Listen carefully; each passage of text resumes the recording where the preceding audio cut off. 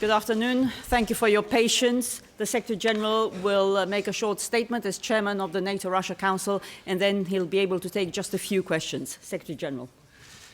Good afternoon. We've just had a very positive and constructive discussion in the NATO-Russia Council. We discussed issues of strategic interest such as Afghanistan and other international security issues. We discussed Turkey's request for NATO to augment its air defense to help defend the population and territory of Turkey and to help de-escalate the crisis along NATO's border. As you know, in the spirit of transparency, I called Minister Lavrov almost 2 weeks ago to raise this issue. In the same spirit, I have just told him that I expect NATO to announce its decision today. NATO's position is clear. Any deployment will be to protect Turkey. It will be purely defensive in nature. It will in no way support a no-fly zone or any offensive operation. It is a clear signal of NATO solidarity. I stressed that point with Minister Lavrov the first time we discussed this issue, and NATO ministers underlined it again today. We also discussed ways to make the NATO-Russia Council more dynamic, and we agreed on a reinforced program of activities for next year. It builds on our current cooperation and explores new areas where we can work together. In the past year, we have achieved a lot.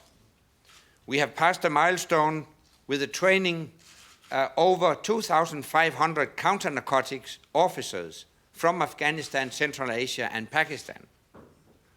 We have almost completed training 30 helicopter technicians and provided badly needed spare parts for the Afghan Air Force. We expanded our arrangement for the transit of goods to and from Afghanistan to include combined transport by rail, road, and air. And we declared operational the NATO-Russian Cooperative Airspace Initiative, which aims to prevent terrorists using civilian aircraft in their attacks. This is a good foundation for next year's ambitious agenda. We will expand our support for the Afghan Air Force by providing training to technicians on more types of helicopter and in new areas, such as developing the Afghan Air Force's medical evacuation capability. We will expand our counter-narcotics cooperation with dedicated programs for Afghan police women, training on the use of dogs in the fight against drugs, and more courses in more locations than ever before. And we will consider cooperation on the disposal of excess ammunition. This could make a significant contribution to safety and security.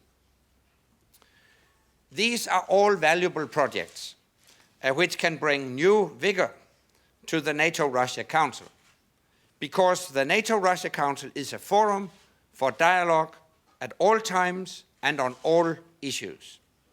Our goal is a strategic partnership between NATO and Russia, and we are committed to working as 29 equal partners in the NATO-Russia Council to achieve that goal. And with that, I'm ready to take a couple of questions.